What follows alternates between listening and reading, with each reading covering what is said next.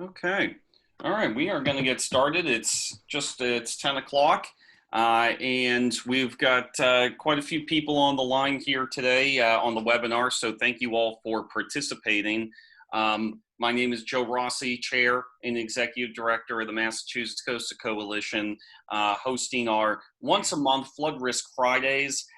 These half-hour webinars are designed to give you a quick snapshot about a relevant topic going on in floodplain management, and other related issues. And today we have a real special presentation about private flood.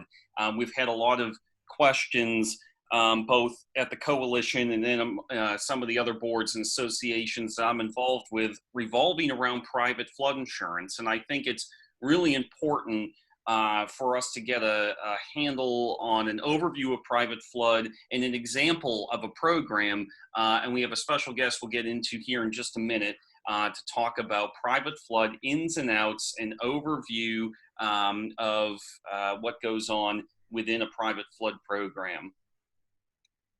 So myself, usually I put this slide in here as I'm doing this if I'm presenting, but today, since I'm not, I'm just going to graze over this. This just gives you a little bit of my background as chair of the Coastal Coalition, flood specialist at Rogers Gray Insurance, and some other boards and associations I'm involved with.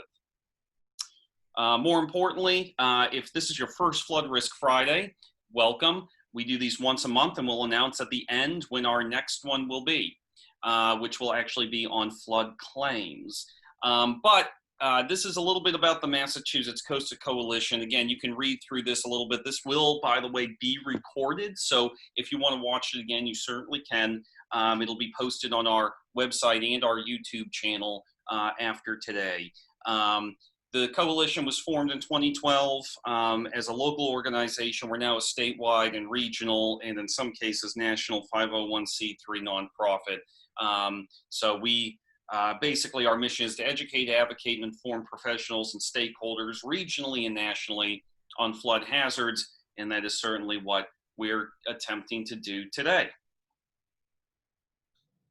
So with that, I'm going to turn it over to Marc Treacy, who is Managing Director of Flood Insurance at Verisk. And so, and Marc can tell you a little bit about himself, but basically, Marc is the go-to in the industry right now for private flood. He's at all the conferences. I've known Marc for years, and there was nobody better I could think of to talk to us about private flood today.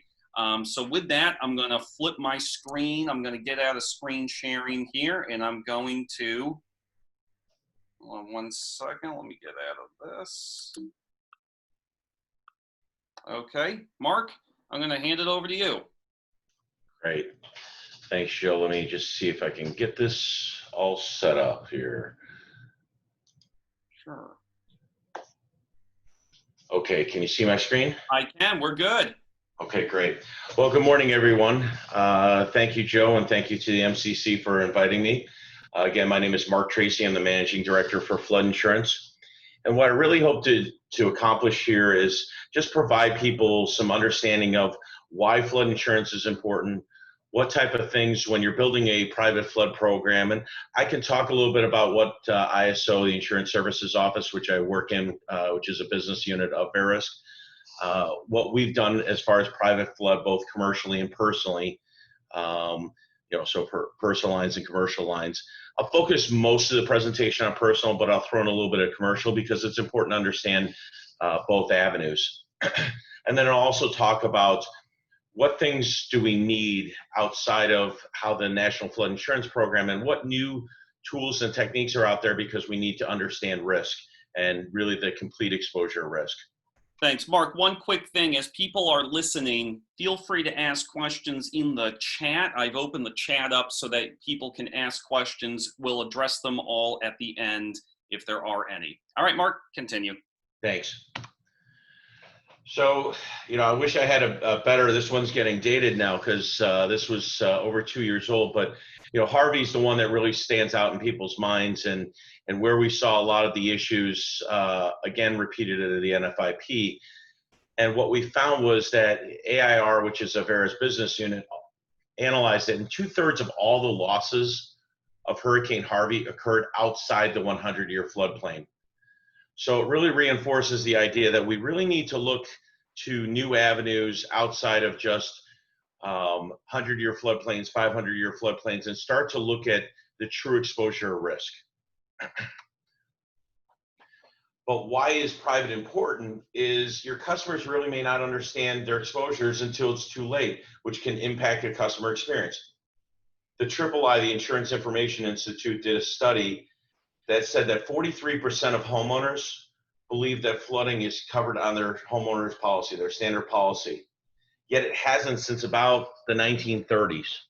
So we're talking close to 90 years since it's been provided, yet 43% of your clients probably believe that their homeowner's policy covers flooding. And of course, we always hear that comment after a claim, my agent said I was fully covered. So really, we need to educate the consumer, but we also need to look that we need to close that gap. So why is privatization really important? If you look at homeowners insurance true organic growth is really slowed. The rate of new properties being built is not enough to really sustain a personal lines market. And so most personal line companies, the way that they grow is from taking from their competition. So we need to look at true organic growth opportunities. Verisk did an analysis of sizing the personal flood market in the contiguous US and utilizing established guidelines as well as ISO's filed loss costs. We were able to estimate that the potential personal homeowner premium for owner occupied is about a $41.6 billion opportunity. So when I talk to a lot of personal lines carriers, I don't know of many products out there, new P&Ls, that have a $41.6 billion market opportunity. And the reason that's important is, again, the III did the same study and found that only about 12% of American homeowners actually have a flood insurance policy. I think that's actually high. I don't think that that's accurate, but that was from the survey, but I think it's actually lower. So when Verisk did a market analysis study and tried to find where is the private market, where can there be growth? We analyzed state by state. We actually analyzed by county and by census block.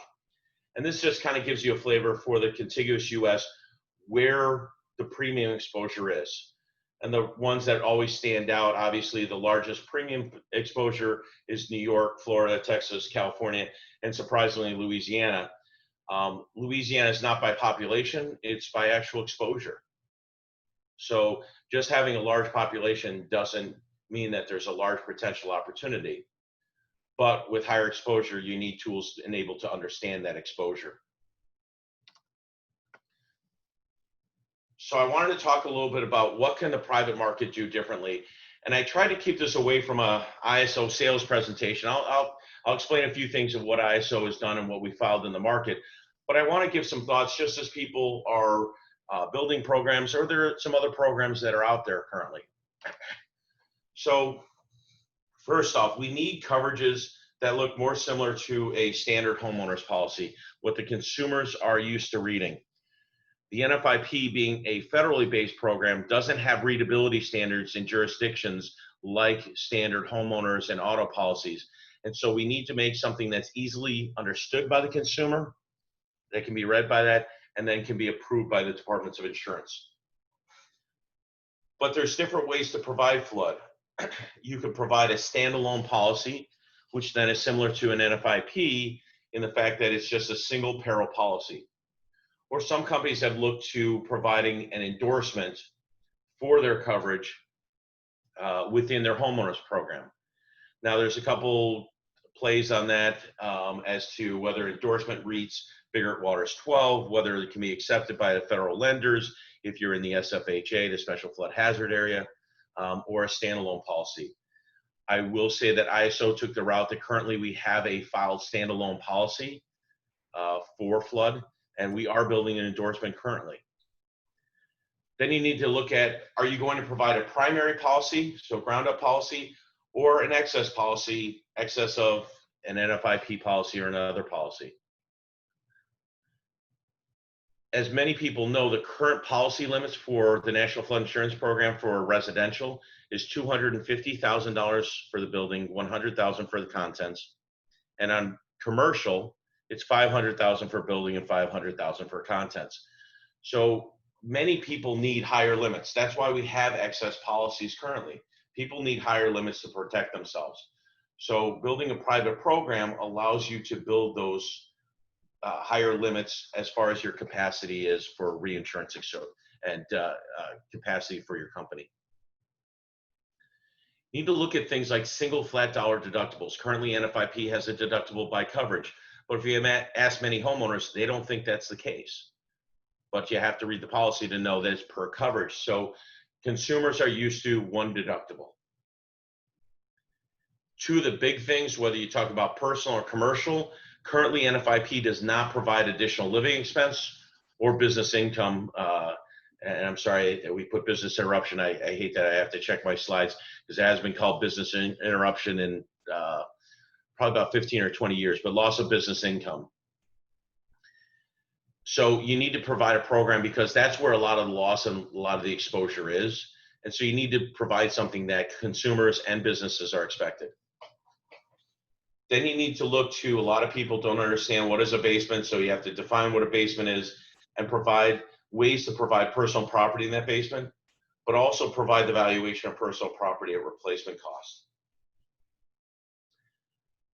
Currently, NFIP provides $30,000 of increased cost of compliance, but most agents and most consumers are used to, if they understand it, ordinance or law coverage, which is more inclusive. I always use the example, the difference between the two: increased cost of compliance if you have a flood loss and there's a code change because of flooding, well, that's paid an increased cost of compliance. However, if your electrical system that was damaged in the flood does not meet current codes of today, that's not covered under ICC, but it would be under traditional ordinance or law coverage. And then many people have more than just one detached garage on their structure. So you need to provide ways to provide coverage for multiple structures. A little bit in about the ISO program. It does provide this as a standalone policy. We have both a, on the commercial side, we have an endorsement that's been around for about 20 years for commercial insurance, and predominantly that's how commercial provides it via endorsement. We did create a single peril policy that can be provided for standalone commercial flood. On personal lines, we created a standalone policy for personal flood that is very modular. The base program, aside from the wording and structure being similar to H03, which is an ISO copyright program, it can directly compete against the National Flood Insurance Program, but also has additional living expense. And then it also has a few other additional coverages that aren't in the NFIP.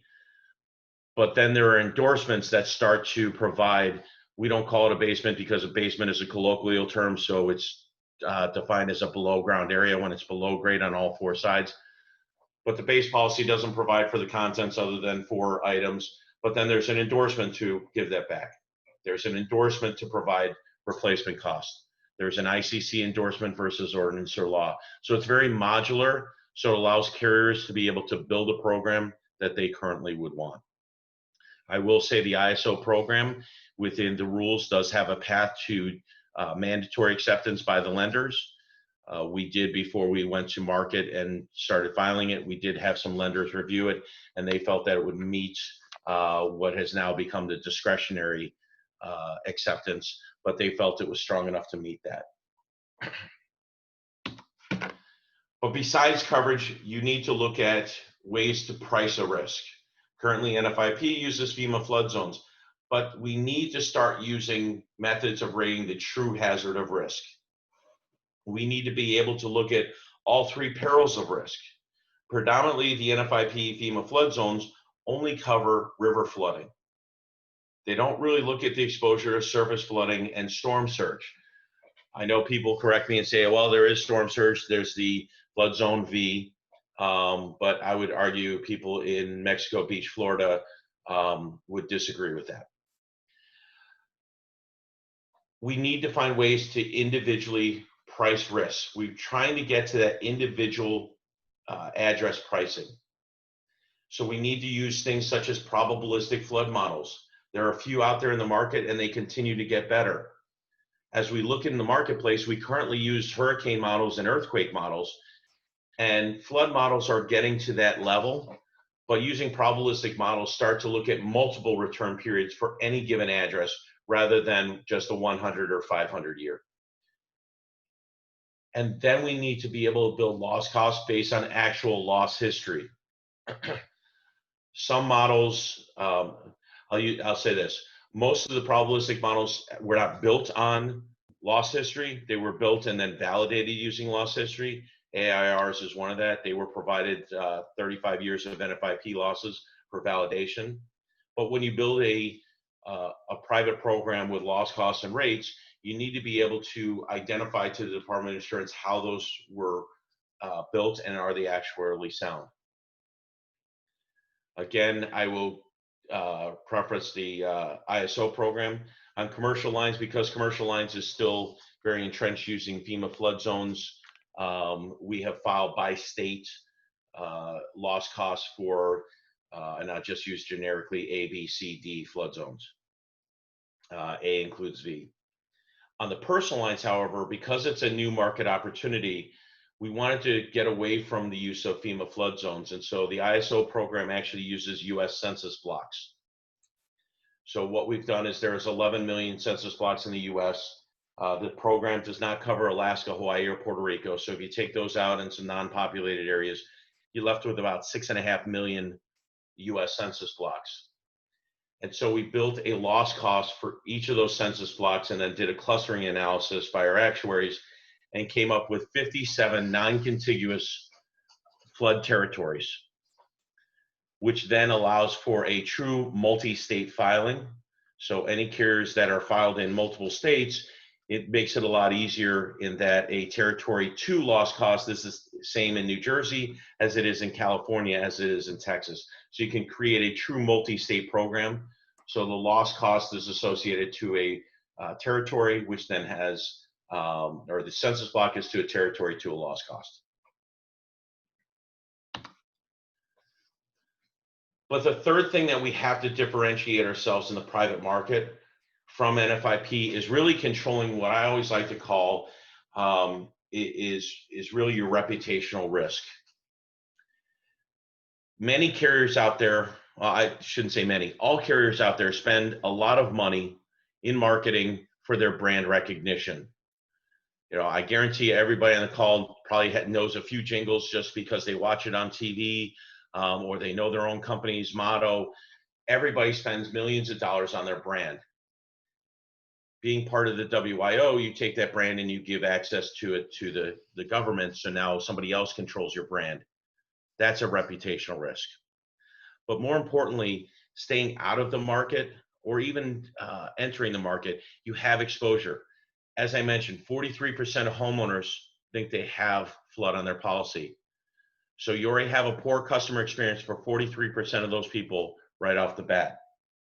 So if there are ways to identify those higher risk exposures and do direct marketing campaigns to those people, let them inform them of their flood hazard, now you can control that customer experience beforehand. You can say, I offered you a product, you bought a product, you declined a product. So you're controlling that customer experience well before it happens.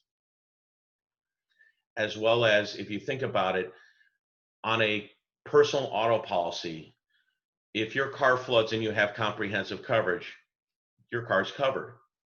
So you cover the car, but we don't have a standard way to cover a home, which is a larger asset of a consumer than their car. So really there's a lot of reputational risk for people that are still deciding to stay out of the market. I know I talk to a lot of personal carriers, and sometimes you're working on the P&L of certain things that are automatically covered. Wildfire is an example. Do you really want to take on the risk of flood? I would argue you already have the risk, whether you're getting the premium or not. You have that reputational risk, and sometimes that can be worse than actually the loss. So finally, I wanted to talk about ways to understand the true hazard of risk, because there are better ways now other than FEMA flood zones. And why I explain that is FEMA believes that there's about 13 million people that are exposed to the 100-year, the high floodplain. But the University of Bristol did a study 2 years ago that said, no, that's 41 million people if we use up-to-date models. So they estimate that 41 million people have done it. Well, Verisk, because we're an analytic company and we have a lot of this data, we looked at it. And we actually think that 62 million residential locations are at a moderate to extreme flood risk. Now, there's different degrees of moderate, but you want to be able to identify who's at the lowest risk, who's at moderate high, who's at extreme. So we're estimating about 62 million residential locations are moderate to extreme. If you take that on commercial, there's about 8 million commercial locations that are at a moderate to extreme. So there's a lot of properties that are exposed to flooding that might not even know, because they're just thinking, my realtor, my lender said, I don't have to have it, so I'm not going to buy it because it's just another expense. But they have the exposure. So you need ways to identify at an address level those properties. So I kind of always ask this, and this is really on a commercial side, but it kind of goes under the idea of we don't know what we don't know. And I'm a commercial HPR underwriter by background, so part of it I threw back into the commercial side. And if I asked, coming from Chicago, if I asked anybody around who has more commercial flood losses, Phoenix, Arizona in the desert, Denver, Colorado in the Rocky Mountains, or St. Louis, Missouri, which is on the Mississippi River, I guarantee you, I've been doing this a long time, 9 times out of 10 people are going to tell me it's St. Louis. But if you look at it, 68% more commercial flood claims in Denver than St. Louis, and 70% more flood claims commercial in Phoenix than St. Louis. Okay, this is looking at commercial. I'm sure we could do a very similar in personal lines, but we need to make sure we don't let our current thoughts weigh what really is the true risk of flooding. We all think we know a little bit about flooding. Well, this area, I've heard it, it's happened more. Okay, but we can't let those blind spots be there. So what you can do is, and I'll throw a little bit on again with Verisk and I, so what you need is you need to have some way to look at a comprehensive risk of the US. And so Verisk built a product, a predictive analytic that scores on a score of 0 to 100 any address in the contiguous US, because it's important to understand where you have high exposure, where you have low exposure, and even in the moderate, you need to be able to identify where it's moderate high, where you might not want to go, or you have better rates, or moderate low. So it allows each carrier to determine their risk appetite and go for it depending on where it is. And some of these areas will actually surprise you if you looked at it. Many people don't think about it. They only think that there's coastal exposure for flood, but tell that to anybody in Nebraska last year. I thought it was important because this is, the Massachusetts Coastal Coalition. I had some other slides and somebody told me, don't show a New York slide to people from Massachusetts. So I found one, Joe, just for you guys, of Cape Cod. And what you're able to do with this waterline score is now you have a predictive analytic that can start to look at any area for your growth opportunities. And you can start to use them to score things to decide how you want to go in. But you can see, even within this, we did the scale of 0 to 100. There's a lot of different color variations that go on. Sometimes I show an example of New Orleans. And if I showed New Orleans on the same scale, most of it just on that scale be purple, because it's going to, the reds start to just bleed into purple. But if you zoom in at a very granular level, you can find the pockets between, that are between 80 and 100, and you can find those pockets that maybe you want to write some of that 80, but you don't want to write that 100. So you need a product like this that is very granular. I will say Waterline uses a 10-meter digital terrain model, so it's based on every 10-meter pixel. I do always tell people, I know that we can get down to 5 meter. I know we can get down to 3 meter. And some people in GIS have told me 1 meter. I'm an underwriter by background, as I mentioned. As an underwriter, I don't need to keep going too granular. You need to know when enough is enough. If the average size home in US is 30 foot by 30 foot, that's 10 meter, then I don't need to have multiple scores for the same property. So the needle stops moving when you start having multiple scores for a house. So that's why we used actually a 10 meter. So hopefully I've shown you some different things about why it's important to start entering the private market, what's at stake and what you need to provide in there, and then tools that you need in order to understand the true hazard of risk. Waterline looks at river flooding, pluvial, which is the flash flood and surface flooding, as well as storm surge. So you need to look at all three exposures to get the true understanding of the hazard or risk. Right. Just because sometimes it's a question, and I did mention the ISO program, I will say that the ISO personal flood and commercial flood programs have been filed and approved in almost all the states in the contiguous US and DC. The only ones that stand out to me right now are Louisiana and Mississippi, because those are bureau states, and ISO being a advisory rating agency, the bureaus control that. And then Florida, we're still working with the OIR to have Florida approved. And with that, I appreciate the time, and I'll take any questions. Great, thank you, Mark. That was phenomenal to give really an inside look at private flood insurance and an example of a program, which I think is critical for people to understand private flood. So if there's any questions, enter them into the chat. I want to throw one out to you that I think is really important for our the people on the webinar. If we don't get any, then I'm going to throw this one to you. You know, you just mentioned modeling, and you showed a model, which I think was great. And yes, thank you for showing Cape Cod, not New York. So, one of the things that I think we get a lot of questions about is, you know, programs, right, can pick and choose, you know, what they're going to write versus what they're not, versus the National Flood Insurance Program, which has to pretty much write almost everything.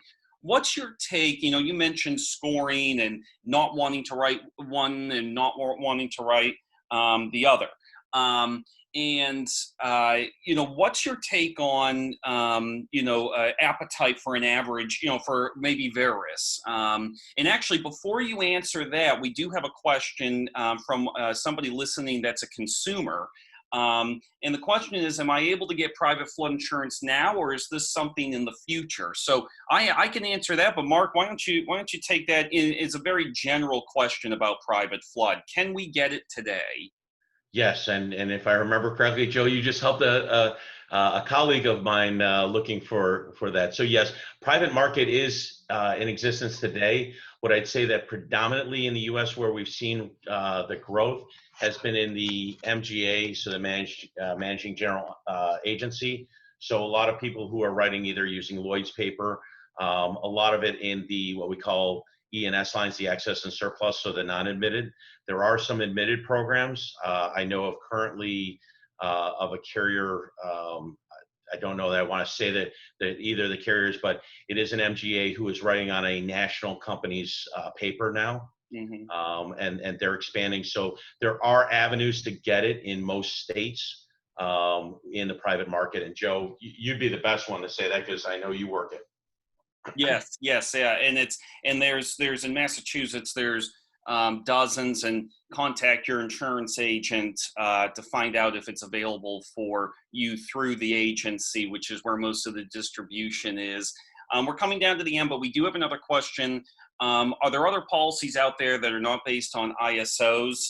Yes, there certainly are. And do you have an estimate of how many non-NFIP policies there are based on examples that Mark described? So, Mark, I don't think in general the industry as a whole has an idea of how many private policies there are. Do you have any insight into that?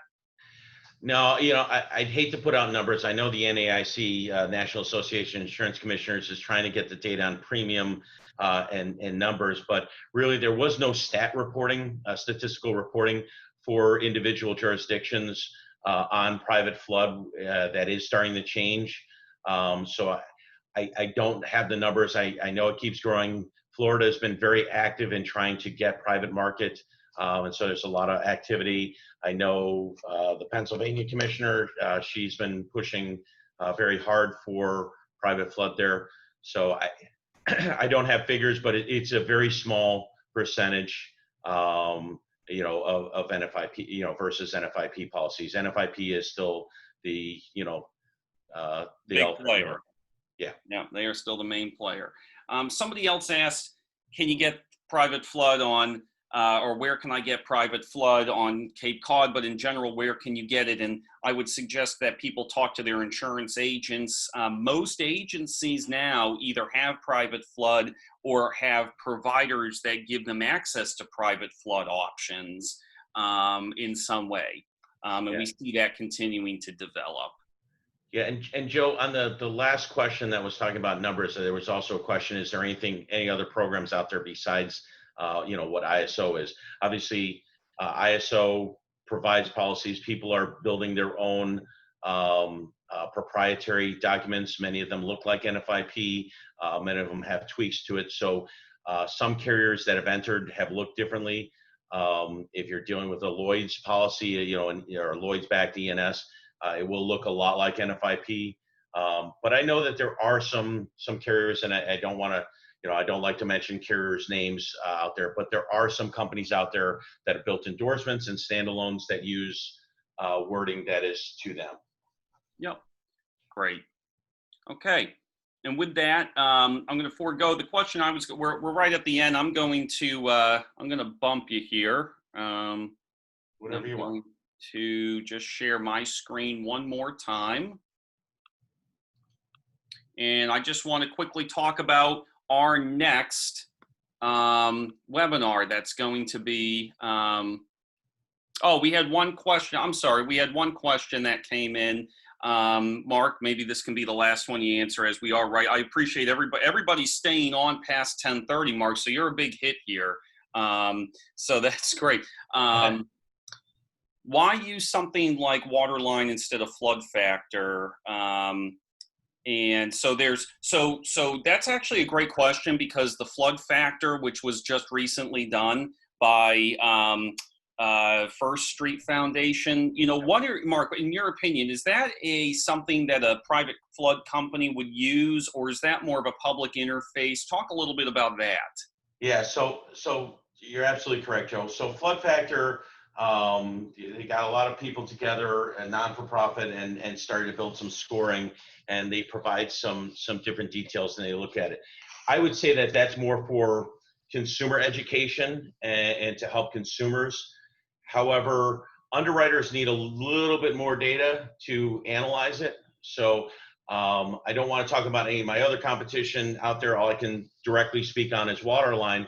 But Waterline, some products that are out there that do scoring, and I don't know all the ins and outs of flood factor, just the basics on it, but they look at really just the severity of flooding. So if it floods, how bad is it going to be? Well, that's only for an underwriter. That's only part of the way. Underwriters look at frequency and severity, because a $500,000 loss every 1,000 years is going to be differently handled and priced than a $500,000 loss every 3 years. And so you need to know the frequency and severity, and that's really what Waterline does, and why it becomes a predictive analytic rather than just a probabilistic of what happens if it happens. You need to know what's the frequency of that event, and then what's the severity when it happens, and that's how you score it. As well as underwriters need other information, because underwriters are very visual and they're data driven. And so they want to know, how far away am I from hazards? What's my elevation changes at hazards? Am I protected by levees? What's my precipitation expected during a certain event? So there's more things that are asked. And that's what Waterline provides us. It's a true underwriting product built by an underwriter for underwriters that becomes very predictive and provides that underwriting information. Great. And that's a great question, because it is hot. That flood factor is hot right now. So. Yeah, absolutely. It's a great thing for consumers. I'll be the first one to say, I pulled up my address. I would say that what they say my address exposure and what I know is, and what Waterline says is a little bit different, Yeah, because it's looking at it in a different light, really, from an underwriting standpoint. great. Great. All right. Well, thank you, Mark. This has been very enlightening. And for a half hour, you crammed probably about as much as you possibly could about private flood in there. So we appreciate that very much. Thank you Um, very much. for everybody else on the line, just know that our next series, our next Flood Risk Friday is August 21st at 10 a.m. about flood claims. And we're honored to have Clay Barkley, president of BAC Adjusting, with us on August 21st to talk all about the flood claims process. Now, there's 3 tropical storms of some form in the Atlantic and Gulf right now. I'm sure this will be very relevant come August 21st. So join us then. You can register online, and we will see everybody. Here's the MCC's contact info. If you're not, become a member. It's free. Go to noflood.org, become a member, and we will see everybody in August for the next Flood Risk Friday. Thank you very much, everyone. Thank you.